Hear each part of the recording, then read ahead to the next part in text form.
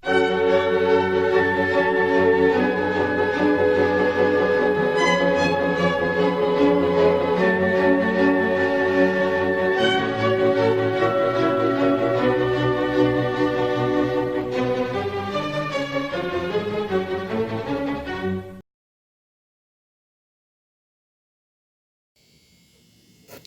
pessoal, eu sou Medeiros da Costa e este é o Portal Montaigne e hoje eu resolvi fazer um vídeo que será uma espécie de resposta a um vídeo que eu assisti recentemente no canal do Marcos Amaro, no canal Liter Amaro. Nesse vídeo, o Marcos Amaro procurava responder a seguinte pergunta: Tolstói ou Dostoiévski? Quem escreve melhor? Nesse vídeo ele consegue, de uma maneira muito didática, muito simples, bastante elucidativa, justificar o porquê de sua preferência por Dostoiévski, embora ele mesmo reforce a grandeza do escritor Tolstói, que é inegável.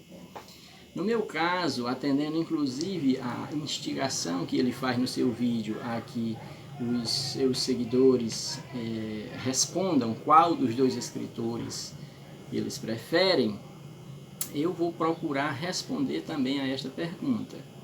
Primeiramente, para situarmos algumas questões sobre Dostoiévski e sobre Tolstói, eu vou ler aqui dois trechos de dois importantes críticos norte-americanos da contemporaneidade, um se referindo a Dostoiévski e outro se referindo a Leão Tolstói.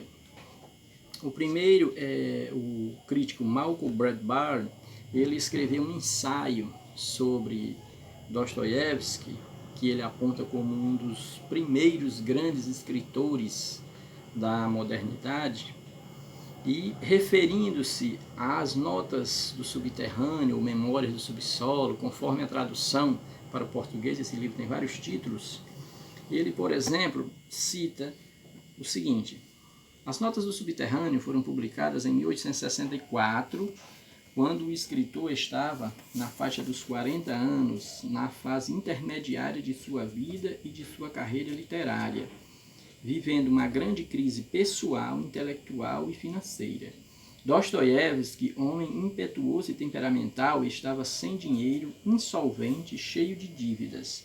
Era obrigado a vender suas obras antes mesmo de escrevê-las, e aonde quer que fosse, seus credores, familiares e dependentes o perseguiam, pedindo-lhe dinheiro. Estava sendo observado pela polícia e havia pouco terminara de cumprir uma sentença de 10 anos de prisão na Sibéria por ter manifestado ideais liberais na juventude.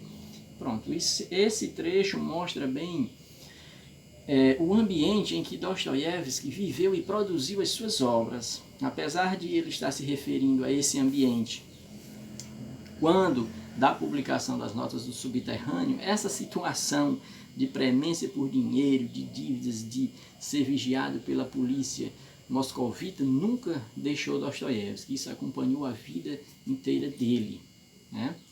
E referindo-se a Tolstói, né, e daqui a pouco eu irei fazer os complementos sobre essas leituras, o grande crítico Harold Bloom, um dos maiores críticos também da contemporaneidade, ele escreveu o seguinte: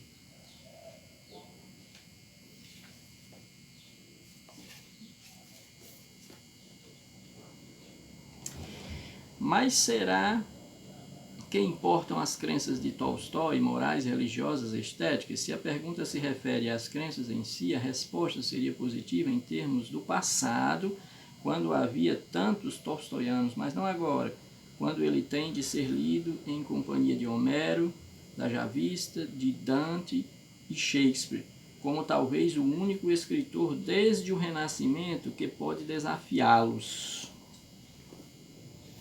Muito bem, só complementando as leituras que eu fiz, o Harold Bloom ele mostra com essa passagem que o Tolstói ele tinha uma força que o irmanava com esses outros escritores que ele cita, né, com Dante, com Shakespeare, ou seja, ele tem uma força clássica, o seu estilo ele tem uma serenidade, uma nobreza, uma dignidade que advém justamente dessa influência, dessa linhagem desses escritores, diferentemente do estilo dostoiévskiano, que foi toda uma obra produzida sem a devida calma, sem a devida concentração, posso falar assim, ressalvadas as devidas proporções, necessárias para que um artista pudesse produzir. Dostoiévski produziu sobre a premência de dívidas, sobre a premência da polícia, sobre todas as questões sociais que o cercavam, uma vida muito problemática. Muitos dos seus filhos morreram na primeira infância. Ele casou-se, teve amantes, havia o vício da bebida, do jogo. Tudo isso certamente influenciou na obra de Dostoiévski, enquanto que Tolstói, só para que vocês tenham uma ideia, ele, Guerra e Paz, foi reescrito 6 vezes, um romance de 2.500 páginas, então ele tinha um vagar para produzir a sua obra, vamos dizer assim, num estilo mais clássico, numa estrutura mais equilibrada, numa divisão estrutural do romance, das próprias personagens, mais simétrica. Tudo isso influi no estilo de Tolstói. E partindo do gancho que Marcos Amaro faz no seu vídeo, ele lê 2 trechos, um trecho de Dostoiévski e um trecho de Tolstói. Eu vou fazer da mesma forma. Vou começar lendo para vocês um trecho do grande clássico de Dostoiévski, Crime e Castigo. Nesse trecho que eu vou ler de Crime e Castigo, Raskolnikov, o protagonista, está no apartamento de Sônia, uma jovem que, por causa de dificuldades, da fome, foi obrigada a prostituir-se. Aí Raskolnikov diz consigo mesmo: a sorte dela está determinada, pensava. Tenha em frente o canal, o hospício ou o envilecimento. Repugnava-lhe, contudo, admitir esta última hipótese, mas cético como era, não deixava de acreditar nela como a mais provável. Seria assim, dizia consigo. Poderá esta moça, que conserva ainda toda a pureza da alma, atolar-se de ver no lodo?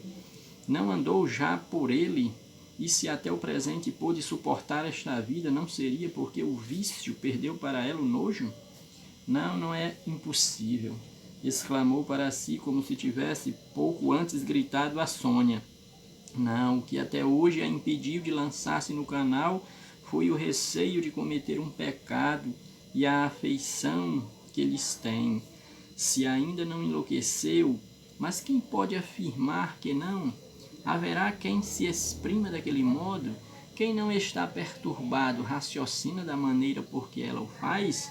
Uma criatura equilibrada, com aquela tranquilidade, fechando os ouvidos a todos os conselhos, é um milagre que espera? Com certeza. E não são esses os sintomas da alienação mental? Pronto. Aqui nesse trecho você tem um recurso que é muito caro, muito comum nas obras de Dostoiévski, né? Que é a exploração da consciência das suas personagens, dos seus tormentos, daquilo que desperturba do momento em que eles estão vivendo. Então Dostoiévski também tem uma predileção por construir suas tramas, seus romances e suas personagens justamente nos limites do psíquico, nos limites, nas condições em que os homens se veem tão premidos por problemas tão prementes, inevitáveis, inexoráveis, que eles se veem praticamente no limite da sanidade mental. Esse é um tema muito caro a Dostoiévski. Então, por suas páginas e páginas de suas obras correrão pessoas, aparecerão personagens endividados, personagens que não sabem por que cometeram determinados crimes, envelhecimentos, violações, roubos, vícios imensos.